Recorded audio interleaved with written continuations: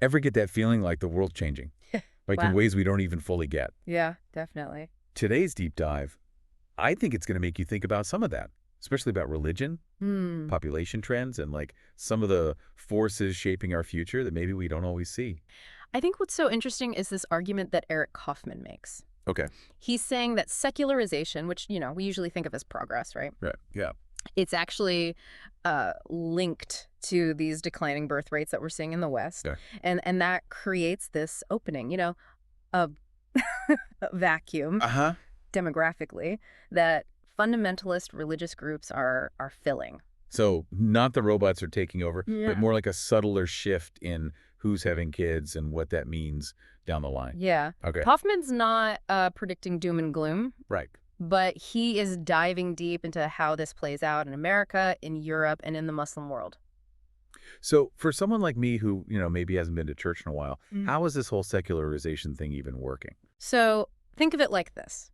In a lot of Western countries, especially Europe, religion's influence has really been shrinking for decades. Yeah. Fewer and fewer people going to services, and secular values are just becoming way more prominent. Okay. This is actually tied to something called the second demographic transition. SDT? I feel like I've heard that somewhere. Sure. Like a college sociology class I maybe barely squeaked by in. Yeah, exactly. Vaguely rings a bell. It describes how modern societies, with their emphasis on individual choice and self-fulfillment, it kind of leads people to prioritize these personal goals Yeah. over having big families, Okay. careers, travel, all of that. That takes precedence. Less leave it to beaver, more Yeah. eat, pray, love, demographically speaking. Exactly. And Kaufman suggests that the U.S., which is, still more religious than Europe right now, Right. might be on a similar trajectory, Uh-huh. especially as younger generations are, increasingly identifying as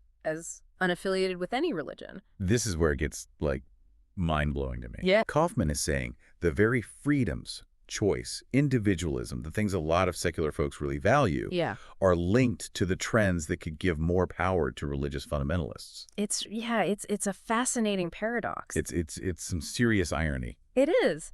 So while secular society might be shrinking in a way, fundamentalist groups, and we're talking across different faiths, Yeah. they're kind of defying this whole trend. They're having significantly more children than their secular counterparts. So while we're all, like, busy arguing about avocado toast and the latest thing on Netflix, Yeah. these groups are, like, quietly building their numbers. Yeah, you could say that. Kaufman gives some really striking examples. You look at the ultra-Orthodox Jewish population, the Haredi. Okay. They went from near extinction after the Holocaust Wow. to potentially being a majority among Jews worldwide by 2100. That's some serious growth. What about other groups? So the Amish population is doubling roughly every 20 years. They're expanding beyond their traditional communities, and they're founding new ones all the time. It's happening really fast. I always picture them in, like, the old-timey buggies, Yeah, but they're really on the move. very much so. Huh. And then there are the Hutterites, another group known for simple living and strong beliefs. Okay. While their family sizes are declining a little bit, their birth rates are still way higher than their non-Hutterite neighbors. Okay, so lots of babies being born in these communities. Yeah. But, like, what makes them so successful at bucking the trend? Right? Is it just, like, biology, or is there something deeper going on? It's definitely deeper than just biology. You remember the second demographic transition we talked about? The shift toward individualism? Yeah. These groups, it seems like, across faiths, they're less affected by it. They reject, or at least heavily modify, that individualistic, consumerist set of values that kind of dominate modern society. So they're less focused on keeping up with the Joneses and more about building strong families and communities. Exactly. They emphasize traditional gender roles and family life. Okay. They prioritize their religious communities, their identity, and often have strong social pressures, boundaries that discourage leaving. So it's not just about having a lot of kids. It's about creating a whole way of life that makes those families, like, want to stay and grow. Right. But here's the question that I bet everyone's thinking. Yeah. So what? Right. These groups are growing. Okay. But how does that affect, like, the rest of us? Well, Kaufman argues that it has significant implications. for politics, culture, and even the potential for conflict, Right. both in Western societies and globally. Now we're getting to the juicy stuff. Yeah. Lay it on me. How could these demographic changes affect politics? Well, think about it. Even if fundamentalists are currently minorities in the West, Yeah. their growing numbers mean more voting power, inevitably. So we could see what happened with the Christian right in the U.S., but on a larger scale with different groups. Possibly. Like this whole rise of values voters really shaking things up. That's one possible scenario, yeah. And this could even lead to, like, the culture wars getting more intense. Yeah. Like debates over abortion, same-sex marriage, even religious expression in public life, like, that could all get even more heated. It's possible. The more people who hold those traditional views, the more likely they are to support candidates and policies that reflect those views. Makes sense. And what about society in general? How will these demographic shifts impact our everyday lives? Kaufmann also points out that in Europe, a lot of the religious growth is coming from immigration, especially among Muslim populations. And that raises all sorts of, like, complicated questions, right? It does. About integration, social cohesion, maybe even tension between, like, groups with different values and beliefs. Yeah, absolutely. It raises the question, how do you balance the ideals of a diverse, multicultural society, with the concerns of those who feel like their way of life is threatened by these rapid changes? Right. And these are really challenging questions. No easy answers. Wow. This deep dive is giving me a lot to think about already. Yeah. So far, though, we've mainly focused on the West. I know Kaufmann also examines similar dynamics within the Muslim world, which I'm guessing is a whole other can of worms. It is. He really delves into the rise of Islamist movements, the complexities of family planning within Islam, and some potential future trends that could really reshape entire regions. All right. Buckle up, everyone. We're about to dive into some fascinating and potentially controversial territory. After a quick break, we'll be back in a flash. Sounds good. So we've been talking about how religious fundamentalism is growing around the world and how demographics are a big part of that. Right. Now, let's kind of zoom in on the Muslim world specifically. Is it the same story there, or are there unique factors kind of at play? It's similar in some ways, but with its own nuances. Kaufmann argues that the rise of Islamist movements is fueled in part by this rapid population growth, especially among, like, poorer, more religious Muslims who are migrating to cities. So it's not just about numbers. It's about the context that those numbers exist in. Yeah, exactly. Imagine, you're moving from a rural village to a bustling city. Yeah. Everything's different. The pace of life, the social structures, the economic opportunities or lack thereof. Yeah. It can be overwhelming. It can create this sense of uncertainty that might make people more receptive to, like, the support and the strong identity offered by Islamist groups. So it's like they provide this, like, familiar anchor in a sea of change. That's a good way to put it. Okay. And then there's the whole issue of family planning within Islam, which can be quite controversial. Yeah. I've heard people say that family planning is like a Western idea imposed on Muslim communities. You're right, that perspective definitely exists. But it's important to understand that contraception is generally accepted within Islam. Okay. The Quran doesn't actually forbid it, and many Islamic scholars interpret certain passages as allowing for family planning methods. So it's not a simple yes or no issue. Not at all. There's a spectrum of opinions. While many Muslims embrace family planning, some Islamist groups, those who advocate for stricter interpretations of Islamic law, they oppose it. Okay. They see it as interfering with God's will and believe that, Muslims should have as many children as possible. So you've got this tension between those who see family planning is permissible, even beneficial, right, and those who view it with suspicion. How does that play out in, like, real life? So Iran provides a fascinating case study. After the 1979 revolution, the government initially discouraged family planning. Okay. They promoted large families as like a sign of Islamic strength. However, by the late 1980s, they were facing these economic pressures from their rapidly growing population. Yeah, I can see how that would happen. So they kind of had to change their tune.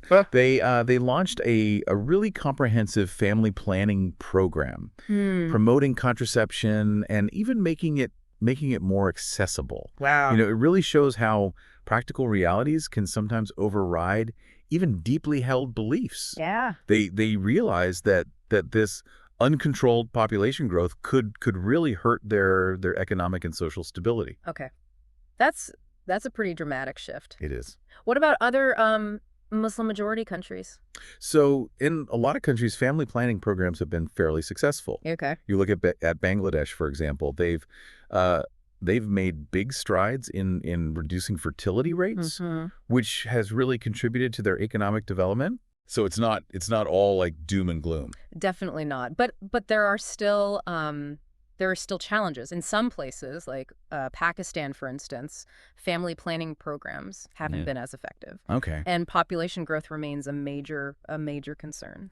And Kaufmann suggests that this could like give Islamist groups more room to gain influence. That's his argument. You know, if they can frame family planning as like a Western plot, they can really tap into these existing anxieties and attract more followers. Yeah, that's a pretty powerful message, especially in places where like religious identity is already really strong. Right. So what's Kaufmann's like take on the future of the Muslim world? Yeah. Is he predicting like a takeover by Islamists?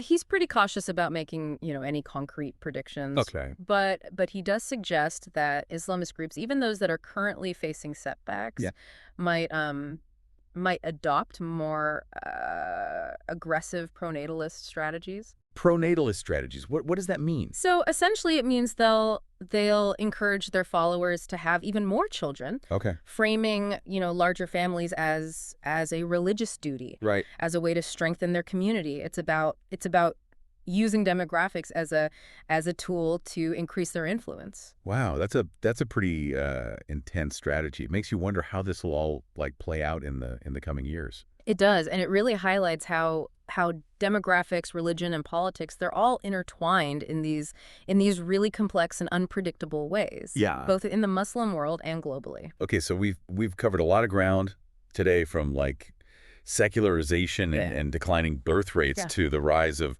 fundamentalism in both, the West and the Muslim world. Right. It's clear these trends are shaping our world. Yeah. But what does it all like mean for us as individuals? That's the million-dollar question, isn't it? It is. And it's one we'll explore as we wrap up this deep dive. We've been exploring some like really heavy stuff, Yeah. secularization, birth rates, the rise of religious fundamentalism, all this. Right. It's clear these are like powerful forces at work in the world. Yeah, for sure. But what does it all mean for like us, on a personal level? What can we even do with all this information? I think that's the key question. Yeah. It's easy to feel overwhelmed by these huge trends, but I think the first step is just awareness. Okay. Understanding the forces at play. Yeah. It can help us make more informed choices. So not like burying our heads in the sand. Right. But not panicking either. Yeah, no. More like informed observation. Exactly. And remember, Kaufmann isn't saying that the future is like predetermined. Right. He's highlighting potential scenarios based on, what we're seeing right now. Yeah. But ultimately, the future is shaped by, the choices that we make, both individually and collectively. So that's actually kind of empowering when you think about it. It is. We're not just passive passengers on this demographic roller coaster. Right. But okay, let's get practical. Yeah. If Kaufmann's right about these trends, what might they like actually mean for our listener in their own life in the years to come? Well, think about your own community. Are you seeing any of these trends playing out? Increasing religious diversity, debates over social issues becoming more prominent. Yeah, it's like he's giving us a new lens to view the world through. Like suddenly those local council meetings about like zoning changes for a new church or the school board debates over curriculum, they take on a whole new meaning. Yeah, exactly. And this awareness can help us, engage in those conversations more thoughtfully, more constructively. It's not about predicting, doom and gloom. It's about understanding the complexity of the situation and finding ways to build bridges across those differences. So instead of just reacting to these changes, we can like be more proactive in shaping the kind of future we want to see. Right. But let's be honest, this stuff can get pretty controversial. How do we even have these conversations without things like getting really heated? Yeah.